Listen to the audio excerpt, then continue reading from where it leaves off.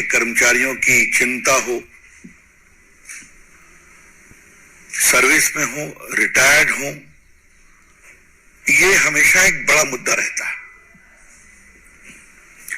और कई बार ये राजनीतिक मुद्दा भी बनता है।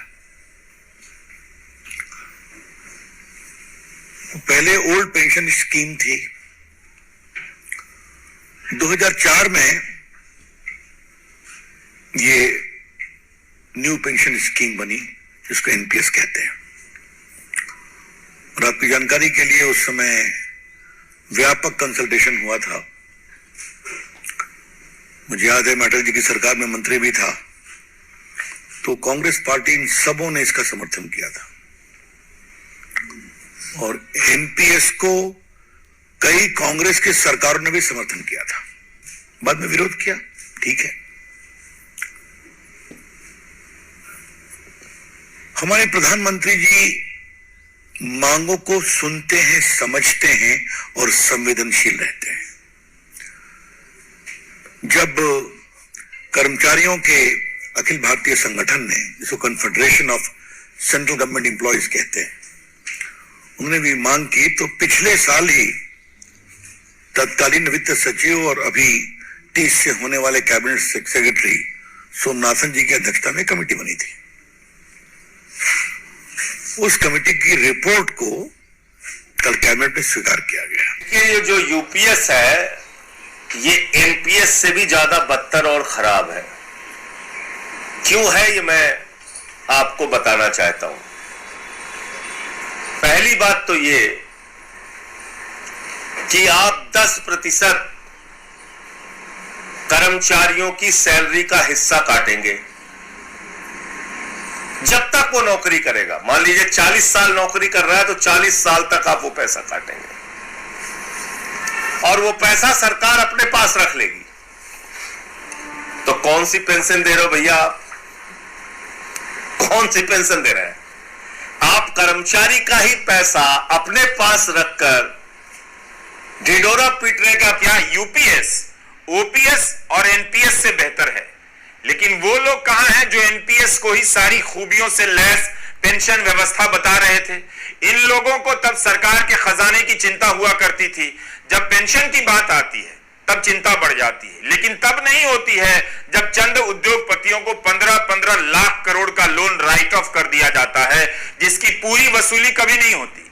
आम आदमी पार्टी के सांसद संजय सिंह ने इस पर बात की है और एतराज जताया है कि इस योजना के तहत बहुत बड़ी संख्या में अर्धसैनिक बल के जवान गायब हो जाएंगे, उन्हें पेंशन नहीं मिलेगी। आपने क्या किया? इसमें एक नियम बना दिया कि 25 साल की नौकरी पेंशन पाने के लिए करना जरूरी है। 25 साल की नौकरी। अब आप जानते हैं अर्धसैनिक बल जो है, पैरामिलिट्री फोर्सेस, 20 साल के बाद मैक्सिमम लोग रिटायर हो जाते हैं। अधिकतम लोग रिटायर हो जाते हैं। अब तो उनकी नौकरी नहीं पूरी होगी 25 साल की, तो आप उनको कितना देंगे? 10,000 रुपए महीने। उनका पेंशन होगा 10,000 रुपए महीने। देश के अर्धसैनिक बल जो रक्षा करते हैं देश की, अपने प्राणों की आहुति देते हैं देश के लिए, संसद भवन की रक्षा करते हैं,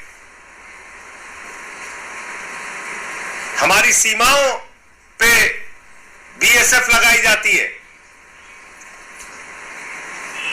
आप मुझे बताइए, आप कह रहे हैं कि साहब उनको जो है, क्योंकि वो 25 साल की नौकरी नहीं कर पाएंगे तो उनको पेंशन के वो हकदार नहीं है। दो बात हो गई।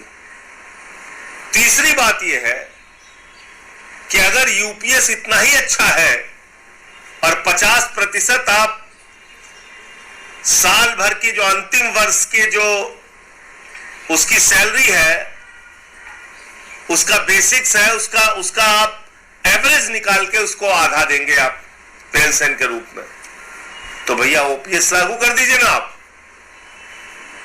जब आप कह रहे हैं कि यूपीएस जो है वो बिल्कुल एकदम ओपीएस की तरह है, तो ओपीएस लागू कर दीजिए आप। उसमें तो कर्मचारियों से कुछ नहीं लिया जाता था, बावजूद इसके पेंशन मिलती थी। तो इसलिए ये देश के लाखों कर्मचारियों के साथ नई जो यूपीएस की जो स्कीम है ये एनपीएस से भी ज्यादा बदतर है और कर्मचारियों के साथ धोखा है। New pension scheme, old pension scheme, unified pension scheme, इनके संक्षिप्त नाम है एनपीएस, ओपीएस, यूपीएस। अभी तक केंद्र सरकार के कर्मचारी ओपीएस और एनपीएस में तुलना किया करते थे, झूला झूल रहे थे। कर्मचारियों ने काफी लंबा आंदोलन चलाया कि हमें ओपीएस मिले, ओल्ड पेंशन स्कीम। सरकार ने कहा ओपीएस नहीं मिलेगी, लेकिन आप यूपीएस और एनपीएस में से किसी एक को चुन लीजिए। तो 23 लाख कर्मचारी अब एनपीएस और यूपीएस में से चुनाव करेंगे। जून के महीने में यूपी में योगी जी कुछ कर्मचारियों के लिए ओपीएस ले आए, लागू ही कर दिया। और अगस्त में मोदी सरकार कहती है ओपीएस लागू नहीं करेंगे, यूपीएस लागू करेंगे। तो योगी जी कह रहे हैं यूपीएस भी लागू करेंगे। उत्तर प्रदेश में एनपीएस भी है, ओपीएस भी है, अब यूपीएस भी होगा। मेरा सुझाव है कि एक स्कीम और लॉन्च हो जानी चाहिए, यूपीएस 2 यानी अंडरस्टैंडिंग पेंशन स्कीम्स। इसके तहत कर्मचारियों को साल में 1 दिन की छुट्टी दी जाए ताकि वे ठंडे दिमाग से अपने लिए सही पेंशन स्कीम का चुनाव कर सकें। हम इस वीडियो में बात करेंगे कि क्यों ओल्ड पेंशन स्कीम की बहाली की मांग करने वाले संगठन और कर्मचारी यूपीएस से नाराज हैं और फिर आंदोलन की चेतावनी दे रहे हैं। आम आदमी पार्टी का कहना है यूपीएस से अर्धसैनिक बलों को पेंशन नहीं मिलेगी। यूपीएस इसलिए लाई गई ताकि अर्धसैनिक बलों को बाहर रखा जा सके। अब आप देखिए, ओपीएस लागू नहीं होगी, एनपीएस चलती रहेगी और यूपीएस दोनों से अच्छी है। कमाल का तर्क दिया जा रहा है।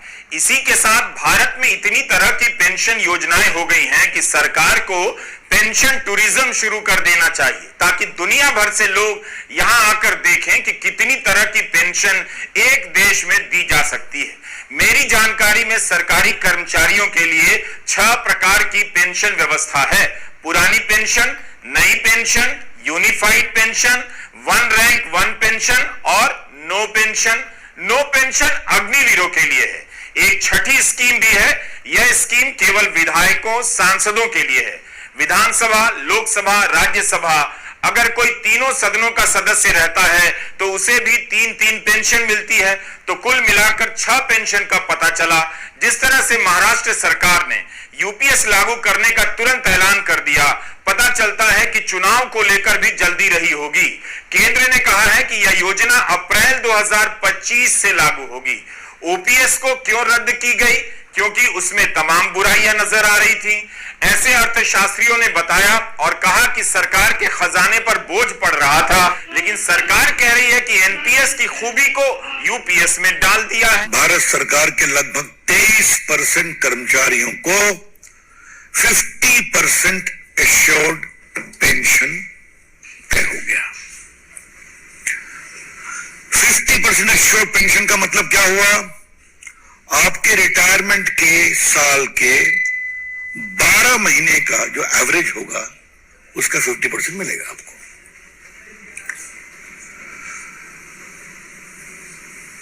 अगर आप 25 साल की सेवा पूरी किए तब इसका पूरा लाभ मिलेगा। अगर उससे कम की सेवा हुई तो जो प्रोपोर्शनेट होता है उसके अनुसार मिलेगा। अगर आपने 10 साल तक सेवा की तो आपको एश्योर्ड 10,000 रुपीज पेंशन मिलेगा। तो लास्ट पे ड्रॉन का 50% आपका एश्योर्ड पेंशन है, निश्चित पेंशन की राशि है। यह हुई पहली बात। दूसरी बात,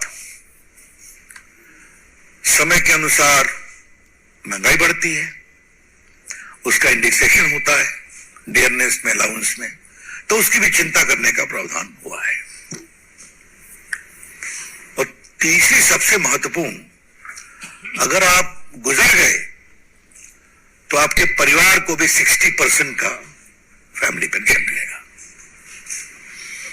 तो एक प्रकार से जो एक कल्याणकारी राज्य की सोच होती है वो इस पूरे निर्णय में दिखाई पड़ती है। अप्रैल 2023 में वित्त सचिव डॉक्टर सोमनाथन की अध्यक्षता में एक कमेटी बनाई गई कि एनपीएस में क्या सुधार किए जाएं। उसमें क्या सुधार हुआ, न्यू पेंशन स्कीम में किस तरह की कमियां पाई गई, या किसी को पता नहीं, क्योंकि उस कमेटी की रिपोर्ट सार्वजनिक नहीं है। National movement for old pension scheme के राष्ट्रीय अध्यक्ष विजय कुमार बंधु का कहना है कि उन्हें कभी भी कमेटी या सरकार की तरफ से नहीं बुलाया गया, जबकि उन्होंने कई बार पत्र लिखे। विजय कुमार बंधु का यह भी कहना है कि कमेटी बनी थी एनपीएस की सुधार के लिए। उस सोमनाथन कमेटी की रिपोर्ट को किसने देखा है, वो सार्वजनिक की जाए, क्यों नहीं की जा रही है। केंद्रीय मंत्री अश्विनी वैष्णव ने बताया कि यूपीएस बनाने से पहले डॉक्टर सोमनाथन कमेटी ने केंद्र और राज्य सरकारों के 100 से अधिक कर्मचारी संघों से बात विचार किया है। 100 से अधिक। किसान आंदोलन के समय भी इसी तरह का दावा किया गया था। विश्व बैंक से लेकर रिजर्व बैंक से भी मशवरा किया गया है, अश्विनी वैष्णव ने बताया। एक सवाल यह भी उठ रहा है कि जो लोग रिटायर हो चुके हैं और एनपीएस के तहत आते हैं, क्या वे यूपीएस ले सकते हैं? हिंदू में विकास धूत ने अपनी रिपोर्ट में लिखा है, वे भी यूपीएस का चुनाव कर सकते हैं। एनपीएस में कर्मचारी की सैलरी से पैसा कटता था और सरकार 10% का अंशदान करती थी, बाद में 14% करने लगी, मगर इस फंड का बड़ा हिस्सा बाजार में लगाया जाता था। यह दावा किया गया कि शेयरों के दाम बढ़ेंगे और अच्छा रिटर्न आएगा तो पेंशन बढ़ जाएगी। लेकिन जब एनपीएस वाले कर्मचारी रिटायर होने लगे, तब पता चला कि उनकी पेंशन तो 1000-2000 भी नहीं है।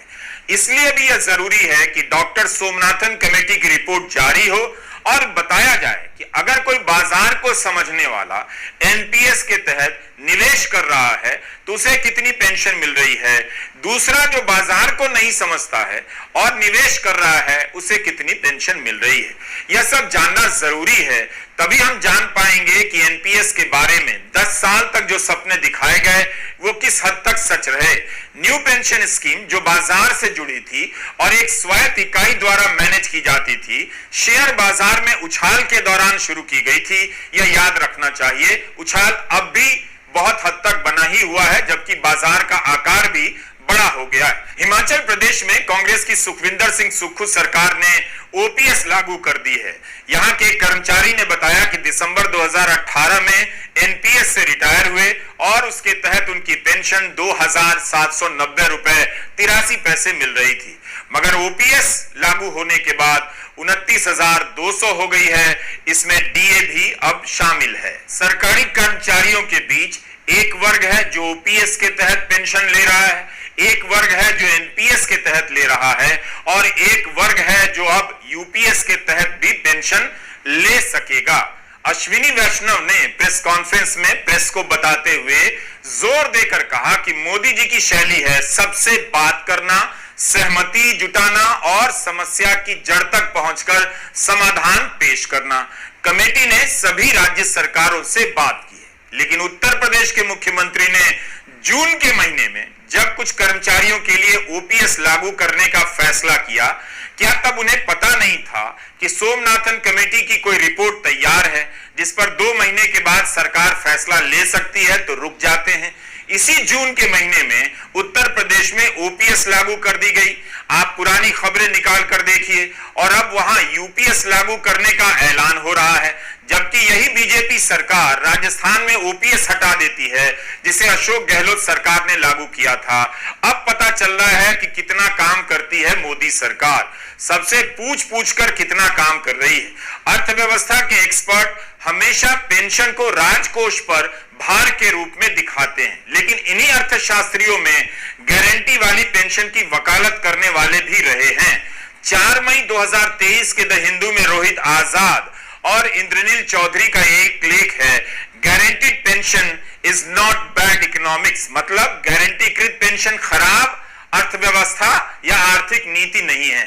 फिक्स पेंशन के विरोधी अर्थशास्त्रियों का कहना है कि फिक्स पेंशन से लंबे समय में राजकोषीय वित्तीय रूप से अस्थिरता पैदा हो जाती है, साथ ही सरकार के पास गरीबों के कल्याण के लिए कम पैसा बचता है। हिंदू के इस लेख में आजाद और चौधरी कहते हैं कि यह तर्क मानकर चलना कि सरकार का खजाना फिक्स होता है सही नहीं है। जबकि सरकार सही नीतियों को अपनाए तो इस खजाने में वृद्धि भी हो सकती है। 26 अगस्त के हिंदू और इंडियन एक्सप्रेस ने अपने संपादकीय में यूपीएस की तारीफ की है, लेकिन सरकारी खजाने पर पड़ने वाले भार को लेकर चिंता जताई है। दोनों अखबार की राय एक समान नजर आती है। हिंदू और एक्सप्रेस के संपादकीय में अलग अलग तरीके से इसका जिक्र है कि कांग्रेस द्वारा पुरानी योजनाओं की बहाली को अपनी राजनीति का मुख्य हिस्सा बनाने से बीजेपी पर दबाव पड़ गया। दोनों अखबारों ने भारतीय रिजर्व बैंक की रिपोर्ट का हवाला दिया है कि 2023-24 में पेंशन के लिए विभिन्न राज्यों और केंद्र शासित प्रदेशों का कुल बजट अनुमान 5,20,000 करोड़ रुपए से भी अधिक था, जो कुल राजस्व का 6 से 21% तक है। द हिंदू ने लिखा है कि भाजपा और केंद्र सरकार दोनों को ध्यान रखना चाहिए कि व्यापक राजनीतिक सहमति के बिना कोई भी सुधार स्थायी या टिकाऊ नहीं हो सकता। बुजुर्ग नागरिकों के लिए सामाजिक सुरक्षा को आबादी के सबसे बड़े हिस्से को कवर करना चाहिए। हिंदू ने लिखा है कि सरकारी कर्मचारी एक संगठित दबाव समूह है और अपनी गारंटीकृत पेंशन को बहाल कराने में कामयाब होने के बाद उन्हें कर्मचारी योगदान के खिलाफ विरोध जताने के बजाय यूपीएस का स्वागत करना चाहिए। एक्सप्रेस ने एक और बात लिखी है कि एनपीएस का विरोध एक छोटा वर्ग ही कर रहा था, क्योंकि पेंशन योजना को इसी तरह देखने का एक मजबूत नजरिया रहा है। दोनों अखबारों का संपादकीय उसी धारा से आता हुआ प्रतीत लगता है। यह जानना बहुत जरूरी है कि किन आधार पर पेंशन योजनाओं का विरोध किया जाता है, लेकिन यह भी देखना चाहिए कि जमीन पर सच्चाई क्या है। इसलिए जरूरी है जानना कि एनपीएस को लेकर कमेटी ने क्या देखा, कर्मचारियों ने कितना वेतन कटवाया और उस अनुपात में उन्हें बाजार से कितना रिटर्न मिला। क्यों उनका कहना है कि एनपीएस के तहत उन्हें 1,000-2,000 की पेंशन मिल रही थी, जो काफी नहीं थी। न्यू पेंशन स्कीम को लेकर मनी कंट्रोल पर एक आलोचनात्मक समीक्षा छपी है। वित्तीय एक्सपर्ट केजाद अजानिया ने लिखा है कि यूपीएस एनपीएस के फायदे को लेकर एक्सपर्ट के बीच एक राय नहीं है। धीरेन्द्र कुमार जैसे कुछ एक्सपर्ट अभी भी इस राय के हैं कि एनपीएस और शेयर बाजार में भरोसा करना चाहिए। जिस तरह से शेयर बाजार में उछाल आ रहा है, अच्छा ही रिटर्न मिलेगा। जबकि लैडर 7 वेल्थ प्लानर्स के सीईओ सुरेश सदागोपन कहते हैं यूपीएस में गारंटीकृत आय का आकर्षण बहुत बड़ा है। चूंकि यह योजना पिछले 12 महीनों में प्राप्त औसत मूल वेतन का 50% प्रदान करती है, इसलिए यह कई सरकारी कर्मचारियों के लिए पर्याप्त मासिक पेंशन हो सकती है। एनपीएस का ग्राहक यूपीएस में शिफ्ट होने पर विचार कर सकते हैं, ताकि कम से कम उनकी सेवानिवृत्ति के बाद की बुनियादी जीवन शैली का ध्यान रखा जा सके। बाकी सभी चीजों के लिए वे एक अलग इक्विटी निवेश योजना बना सकते हैं। इंडिया बिजनेस लीडर की प्रीति चंद्रशेखर कहती हैं कि यूपीएस जैसी मुद्रास्फीति से जुड़ी योजना कर्मचारियों के लिए जोखिम को कम करती है, क्योंकि अब इसे सरकार को उठाना है। अगर सरकार को प्रतिबद्धताओं को पूरा करने में कुछ कमी आती है तो उसे आरक्षित फंड से पूरा करेगी। इसलिए इस फंड का प्रबंधन भी सही तरीके से करना होगा, ताकि सरकार पर अतिरिक्त दबाव ना पड़े और यह योजना टिकाऊ साबित हो। एनपीएस के तहत रिटायरमेंट के समय उनकी जमा पूंजी का 60% एक मुश्त हिस्सा दिया जाता है, जो टैक्स फ्री है। शेष 40% को अनिवार्य रूप से निवेशित किया जाता है। फिर पेंशन भोगी को मासिक पेंशन दी जाती है, जिस पर उचित टैक्स दर के अनुसार टैक्स लिया जाता है। क्या यूपीएस में एक मुश्त भुगतान पर टैक्स लगेगा? सरकार ने इसे अभी स्पष्ट नहीं किया है। अजानिया लिखते हैं, सरकार ने अभी तक स्पष्ट नहीं किया है कि यूपीएस योजना का प्रबंधन कौन करेगा। विशेषज्ञों का अनुमान है, शुरुआती अध्ययन से लगता है कि यूपीएस पेंशन फंड नियामक प्राधिकरण के दायरे में आ सकती है। अभी तक पूरे विवरण का इंतजार है, सब कुछ सामने नहीं आया है। यह भी साफ नहीं कि पेंशन पर टैक्स लगेगा या नहीं। ओपीएस में कर्मचारी की सैलरी से पैसा नहीं कटता था, यूपीएस में उसकी सैलरी से 10% कटेगा, एनपीएस में भी इतना ही कटता था। सरकार अपनी तरफ से यूपीएस में 18.5% मिलाएगी। एनपीएस के तहत 14% मिलाया करती थी। केंद्रीय सचिवालय सेवा फोरम नाम का एक संगठन है, इसने यूपीएस का स्वागत किया है और यह भी कहा है कि ओपीएस की मांग करते रहेंगे। ट्विटर पर इसके हैंडल को 4,905 लोग फॉलो करते हैं। इसके परिचय में लिखा है कि सभी केंद्रीय सचिवालयों में सेवा देने वाले कर्मचारियों का यह